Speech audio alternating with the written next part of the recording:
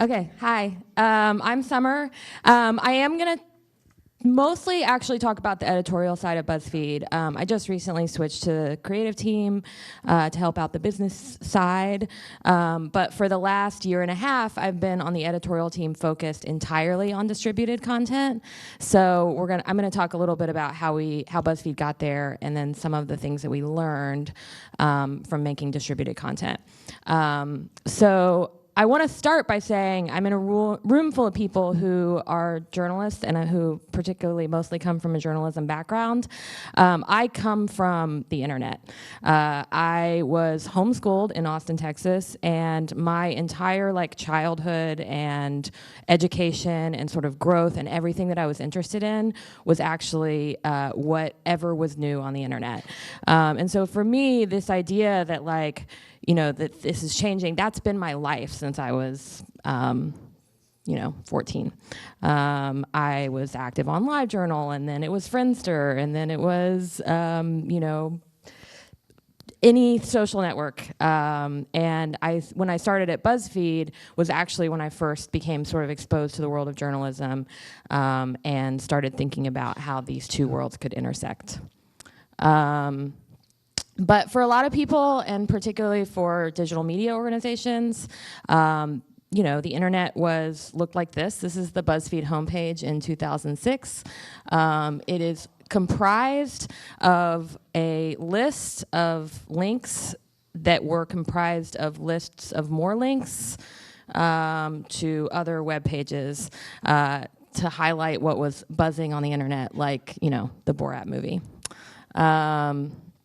For most people now, the internet is more like this. It's on their phones. It's seen through a series of apps. When we talk about mobile, we see, obviously a huge amount of our traffic comes from mobile and social, but it's really not even that anymore, as I think most of you guys know. It's not mobile web.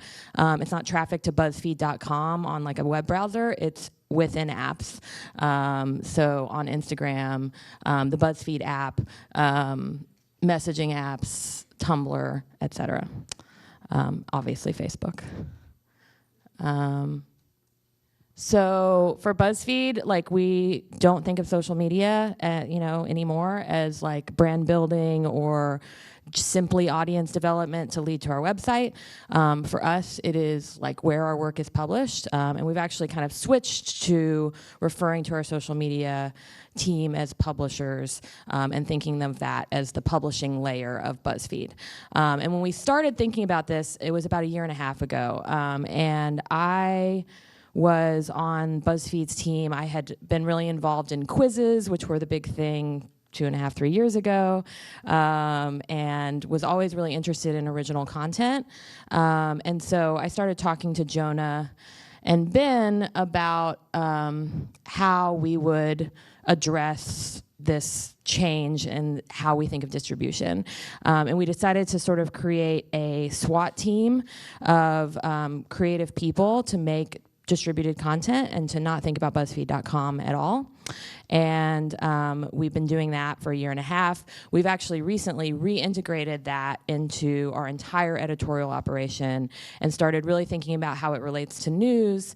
And so the examples I'm going to give, I'll just warn you, are mostly focused on the entertainment side.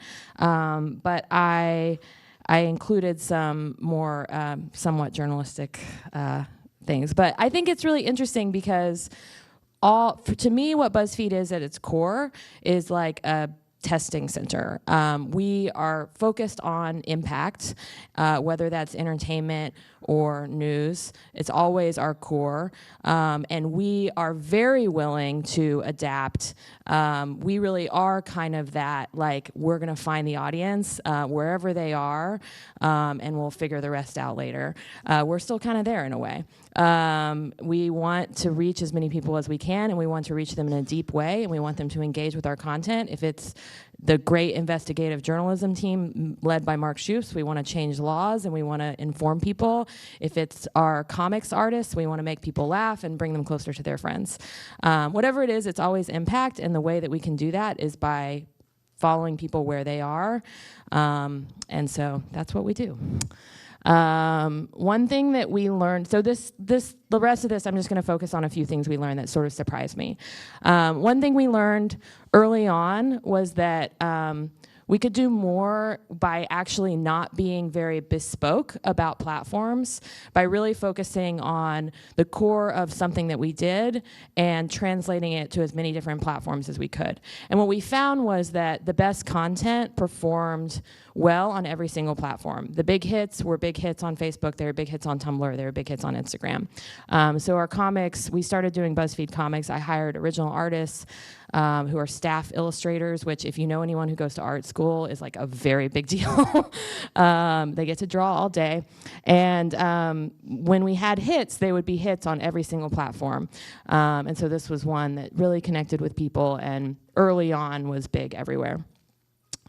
And that, you know, the key to that, and we sort of mentioned earlier talking about how you prepare students and think about the future of journalism.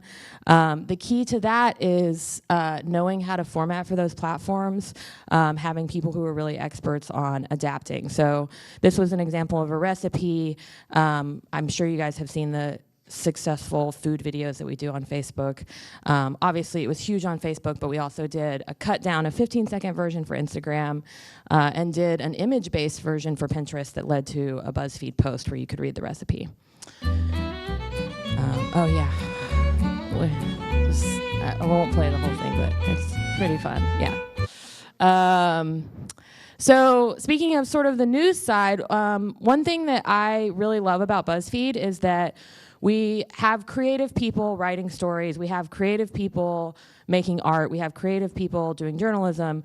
But we also try to be creative about how we distribute and really apply that same like fun testing and learning to thinking about distribution. So Andrew Kaczynski is a BuzzFeed staffer who I've been there 4 years, and he was started around the same time as me, so we're old school in BuzzFeed years.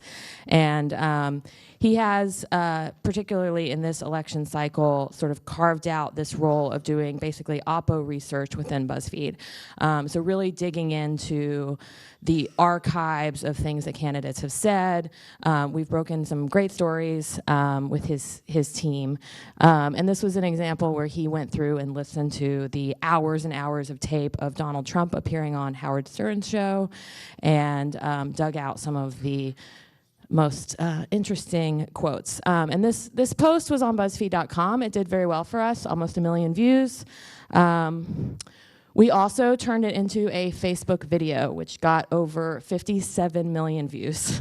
The Facebook video was framed as not just, you know, these are some gross things Donald Trump said, but our video team looked at it and said, let's take some of the things Obama has said about women and raising his daughters and contrast those to some of these quotes from Donald Trump on Howard Stern.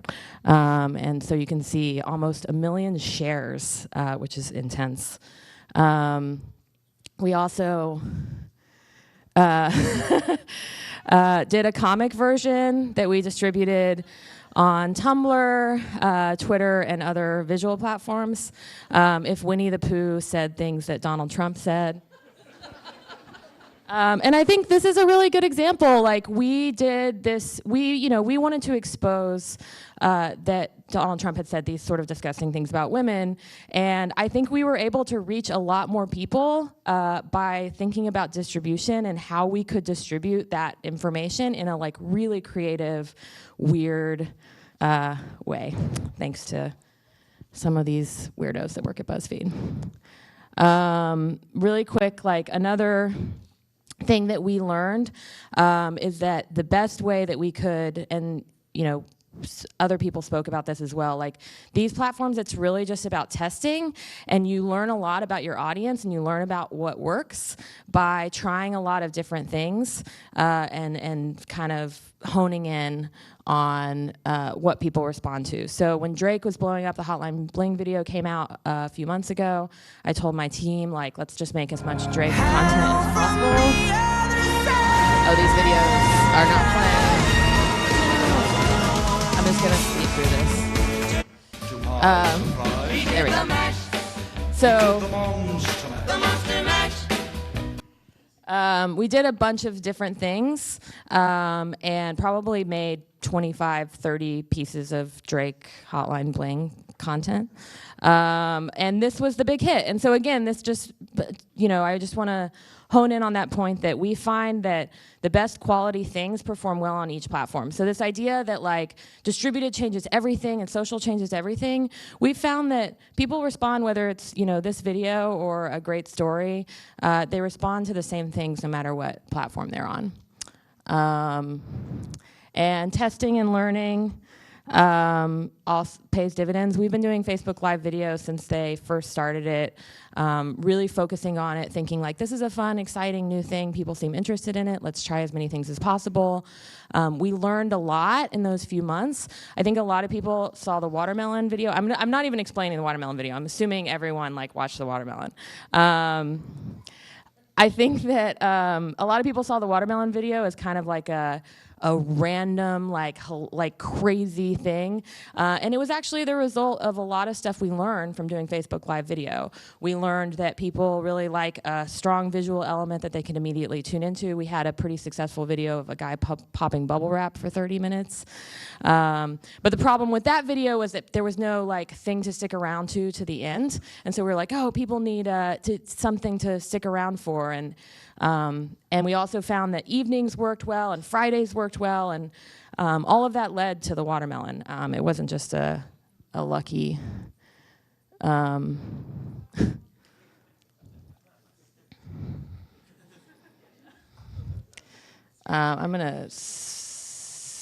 running out of time, so I switched through some stuff. But just to what we've learned, we think of social as publishing. We find that adaptation is the best way to stretch our resources. There's going to be, I think, in this panel discussion, a lot of discussion about how a smaller, scrappier organization can do these things. And to me, the answer is to really hone in and figure out how to adapt across platforms. Thinking about distribution creatively, not just as a box you check. Don't just say how do we put this exact story somewhere else, but think what's native. Trying a lot of variations on a theme, testing and learning. Yeah, that's me. That's BuzzFeed.